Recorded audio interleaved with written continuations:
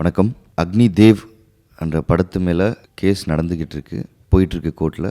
போயிட்டுருக்கும்போது எனக்கு திடீர்னு திங்கட்கிழமை ஈவினிங் வந்து அக்னி தேவியன் டைட்டில் மாற்றிட்டு சென்சார் வாங்கி இந்த 3 நாளில் ரிலீஸ் பண்ணுறாங்க. 22ஆந்தேதி, அதாவது இன்றைக்கி ரிலீஸ் பண்ணுறாங்க. என்ன காரணம்னு தெரியல. கோர்ட்டில் கேஸ் போயிட்டுருக்கு. இது கேள்விப்பட்டு நான் வந்து உடனே டிசி சாரை பார்த்துட்டு எஃப்ஐஆர் வாங்கியிருக்காச்சு இந்த டைரக்டர் மேலே. அப்புறம் நேற்று கோர்ட்டு ஸ்டேயும் வாங்கியாச்சு. எல்லாமே இருக்குது. இன்ஃபார்ம் பண்ணிட்டோம். க்யூப்லேருந்து எல்லா இடத்துலையும் இன்ஃபார்ம் பண்ணிட்டோம். எல்லாத்துக்குமே தெரியும், மீடியாவில் வந்துட்டுருக்கு. அதையும் தாண்டி இந்த படம் இன்றைக்கி ரிலீஸ் ஆகிருக்கு. எல்லாத்துக்குமே இதில் இருக்கிற பிரச்சனை தெரியும். இந்த படத்தில் நான் 5 நாள் தான் நடித்தேன். As per my agreement the title is Agni Dev. John பால்ராஜ்ன்றவர் த டைரக்டர். ஜூன்லேருந்து செப்டம்பருக்குள்ளே எனி 25 days என்னோடய கால் ஷீட் அப்படின்ட்டு எல்லாமே சொல்லியிருக்கோம். இதில் நான் 5 நாள் தான் நடிச்சிருக்கேன். அதுக்கான ப்ரூஃப் என்கிட்ட இருக்குது. இப்படி இருக்கும்போது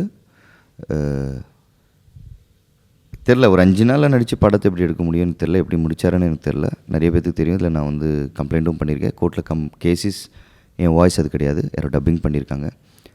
டபுள் பாடி யூஸ் பண்ணியிருக்காங்க. அதாவது என்ன மாதிரி இருக்கிற ஒருத்தரை பாடி வச்சு ஃபேஸில் விஎஃப்எக்ஸ் சிஜி வச்சு படத்தை முடிச்சிருக்காங்க. இது நியாயமா அப்படின்றத கோர்ட்டுக்கு நான் போனதுக்கப்புறம் கோர்ட்டு வந்து இது நியாயமாக உங்களுக்கு என்ன கிடைக்கணுமோ அது கிடைக்கும்ன்றத ஸ்டே கொடுத்துருக்காங்க. எஃப்ஐஆர் ஃபைல் பண்ணியிருக்காங்க. இது தாண்டியும் இன்றைக்கி படம் ரிலீஸ் ஆகுது. அப்புறம் நியாயத்துக்கு என்ன வேல்யூன்னு எனக்கு தெரியல, புரியல எனக்கு ஒன்றுமே. இதுக்கு பின்னாடி யார் இருக்கான்னு எனக்கு தெரியல, ஒன்றும் தெரியல. இதுக்கு பின்னாடி ஏதோ அரசியல் இருக்கா இல்லை என்ன நோக்கம்னு தெரியல. ஏன் வந்து கவுன்சிலும் இவ்வளோ ஸ்ட்ராங்காக அவங்களுக்கு சப்போர்ட் பண்ணி இந்த படத்தை ரிலீஸ் பண்ணுறாங்க? என்ன பேக்கில் என்ன நடக்குதுன்னு எனக்கு ஒன்றுமே புரியல. டு பி ஃப்ராங்க், எனக்கே ரொம்ப ஷாக்கிங்காக இருக்குது. இப்போது ஏதாவது ஒரு பிரச்சனை இருந்து ஏதாவது ஒரு இஷ்யூன்னா ரிலீஸ்க்கு ஏதாவது ஒரு ப்ராப்ளம் வரும். இந்த படத்திலே வந்து பேசிக்காக வந்து மிகப்பெரிய தப்பு, ஒரு நடிகர் நான் அக்ரிமெண்ட் போட்டிருக்கேன், என்னோட டபுள் பாடி யூஸ் பண்ணிட்டு விஎஃப்எக்ஸ் போட்டு ஷூட் பண்ணியிருக்காங்க. குரல் என்னோடது கிடையாது. இது தெரியும் எல்லாத்துக்குமே. நான் 35 படம் நடிச்சிருக்கேன் சார். உங்களுக்கு என் வாய்ஸ் தெரியும்னு நினைக்கிறேன்.